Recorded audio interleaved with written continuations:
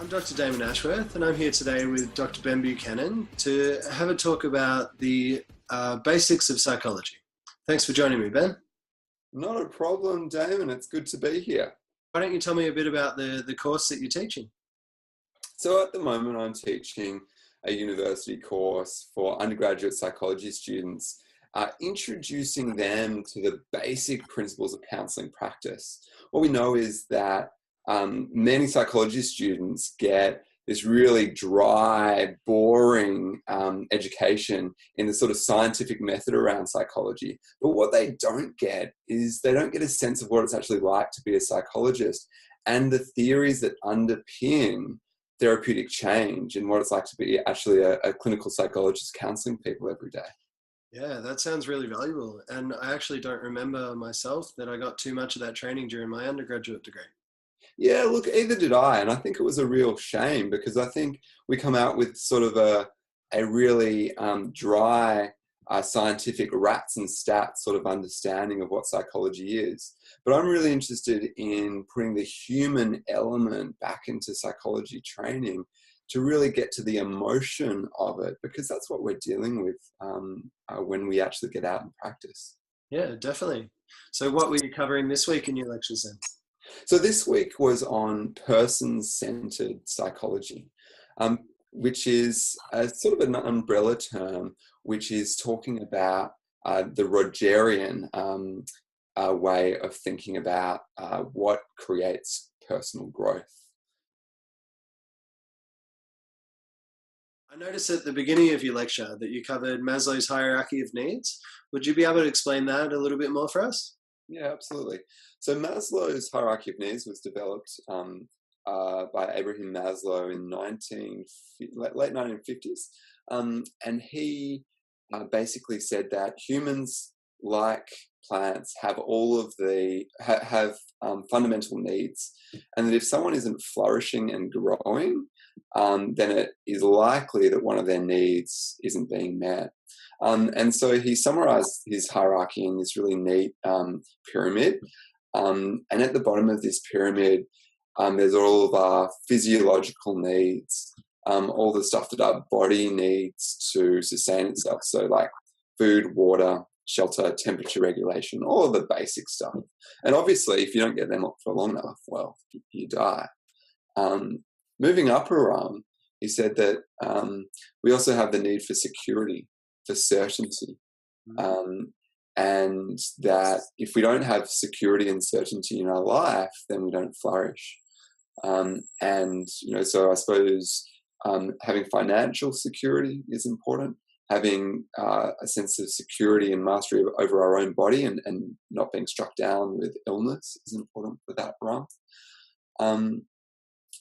And then over and above that, really getting into, I suppose, the psychological things and things that psychologists can really help with and help people meet their needs is the need for love and belonging. We as human beings need to feel like we're part of something bigger than ourselves, like people like us, like we belong somewhere. It might be within our family, within our, with a bunch of friends, or it even might be, a wider community like a country or a city. Moving up a little bit more, Maslow's talked about the need for esteem, self-esteem, so the need that we've got to have self-respect, but also the need to respect other people. And he noticed that people who don't have one of those things, so either don't respect themselves or don't respect other people, rarely flourish and grow. And then up the top of Maslow's hierarchy is what's called self-actualization. These are people, or this is a stage that people who have met all of their lower order needs, all of their fundamental needs, can get to, which is concerned with being authentic, being real, being congruent, similar to what Rogers talked about, and pursuing things like their aesthetic needs. So appreciating beauty in music or art, and also the need for understanding and pursuing their studies or reading books or poetry or whatever it might be. Mm. But important to Maslow's hierarchy is that if your lower order needs are not met, then you'll find it very, very difficult to sustainably meet your higher order needs. Mhm. I wonder, Damon, in your practice, do the people that you work with have all their needs met? And if not, where's the common missing needs that you see? Yeah. So I'd say it really does vary depending on which client I see. I think with a lot of people, what's not being met is a lot of those emotional needs. So they might have that sense of shelter or safety, but what they don't have necessarily is that, strong connection with people, or they just don't feel happy or satisfied with their life. And they're generally the people where they're coming in, they're upset about that, and they're wanting to improve. They're the people that I really do enjoy working with, and that I think that there is the most benefit in coming to seek that treatment. Yeah, what I often see as well is people come in feeling really guilty, feeling like their problem is just a first world problem. They say things like, I come from a good family, I've got a good job, and I'm depressed. Isn't that pathetic? Mm. But it's not until you actually get out Maslow's hierarchy, and I go through this with clients and actually say, hey, hold on, your need for love and belonging is not being met, or your need for self-esteem is not there, is not being met. You've got very little respect for yourself. And just acknowledging that these are actually core human needs. They're not things that would be nice. They're not first world problems. They're actual needs that humans need to flourish, just like a plant needs, sunlight, nutrients, and water to flourish. Absolutely. So I think that's actually a really nice segue then to move into Carl Rogers, and to talk about, his humanistic psychology.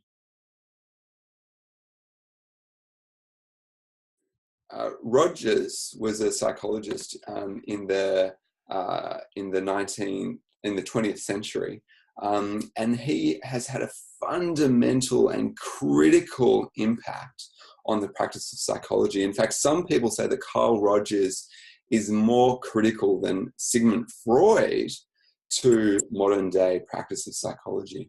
He was a really warm man who had a great deal of patience and really oozed a sense of respect in his working with his clients or patients. And this was really at odds with other ways of dealing with people who were experiencing mental illness before then, which was very sort of doctor-patient medical model. And there was a lot of power distance between the therapist and the client. And by power distance, I mean, the therapist was perceived to be the vessel of all wisdom, and all the client had to do was be subject to that wisdom, and they would change and grow. Carl Rogers said something completely different. He said that the therapist as well was just a human being who was fallible, who had their own internal struggles. And what was really core to therapeutic practice was the two people connecting and having mutual respect for each other. Yeah, and that's why you called it humanistic psychology as well. That's my understanding of it. And you were spot on with what you were saying about the difference between Freud and Rogers.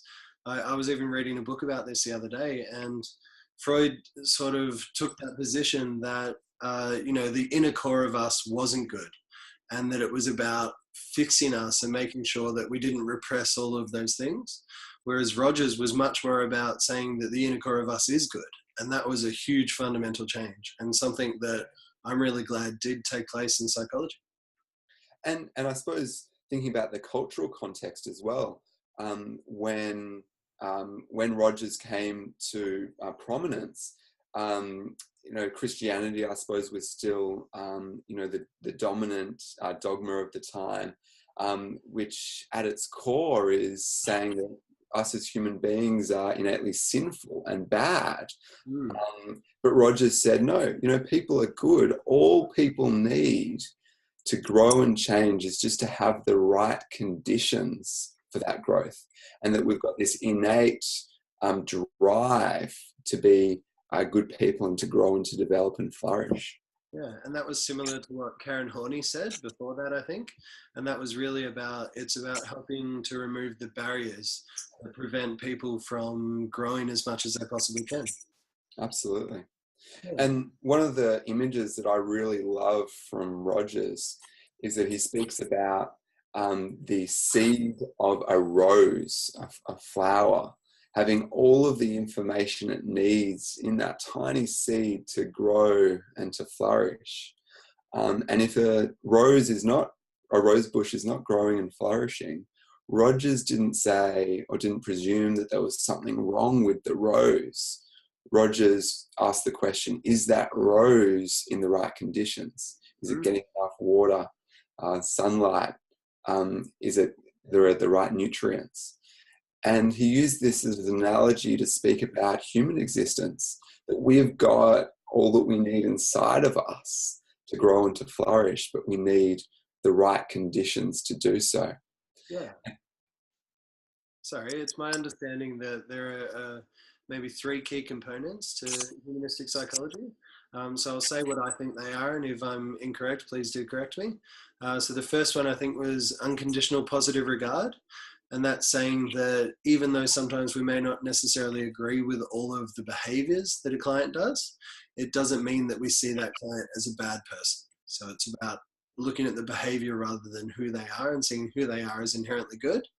The second part is about empathic attunement. So really trying to make sure that we are empathizing with the client and that we're trying to put ourselves in their shoes, to feel what they feel and to see what it might be like looking through their eyes. And the last part was about congruency, which is really making sure that we are being honest and upfront in session as well. And if we're feeling something, that we can express that to the person rather than having that blank slate that Freud often talked about. And isn't that congruence idea, I think it's one of the real hallmarks of person-centered psychology, and really different to many other approaches in psychology, in that Rogers and people from this approach really encourage people to be real with their clients, to admit their feelings, even if they're not necessarily a warm and fuzzy feeling towards the client. And I think that that's really quite profound. I mean, Rogers himself said that if he persistently has negative feelings towards a client, that he actually believes it's better to express those negative feelings than to just pretend and be fake. But there is this obvious tension between being real, congruent, and authentic as a therapist and expressing unconditional positive regard. And I suppose Rogers thought, you can't just fake unconditional positive regard. You can't just fake respect for your client. You really have to feel it. And if you don't feel it, then it'll get in the way of the therapeutic process. Yeah, definitely. And I do think that if you are hiding things in a session with a client, then there is probably some element where they're feeling that something's not quite matching up. And so I think congruency is something that's worth aiming for. But obviously I do think there will be times where it might be questionable. Do I share all of what I'm feeling here, or is that actually going to be helpful for them? So I was just wondering, in your perspective, does anybody ever practice fully humanistic psychology like that? And do you think it would be helpful for clients? Well, I think that's a really interesting question. I think that Rogers would say, ideally, we need to be real, we need to be open and honest, even if we don't have warm, fuzzy feelings to our client. He also talks a lot about different masks that we put on. So we put our professional mask when we go to work, and we have other masks for family situations. And I think most people in life have these masks. And Rogers spoke about, from the client's perspective, I suppose, that if people had too many different masks, which were mutually exclusive. You know, they acted completely extroverted and happy in this scenario, but completely cold and dispassionate in this scenario, that would cause incongruence and therefore dysfunction. Mm-hmm. I think from a psychologist's perspective, you know, the question you asked about whether any psychologists are actually fully congruent, you know, don't have that mask with clients. I don't know, but I think that when the gap between your authentic self and yourself as a therapist is too big, well, then that's a real problem. And I think we want to really get it as close as possible. Yeah, I remember when I first started out, I think I was probably focusing too much on trying to do a specific technique or a specific style. And as the years have gone on, I've actually found it is better to be a bit more genuine in session and to really try to connect. So I do think I take on that humanistic way of looking at it. And I do see the negatives of saying, you know, I'm doing CBT or I'm doing ACT here, and the disconnect that could create between the therapist and the client. All right. Thanks, Ben. Really appreciate you joining me today. This is the first of hopefully many videos and discussions that we can have together. Thanks a lot. Thanks for having me, Damon. It's been a pleasure. Take care. Not a problem. Bye.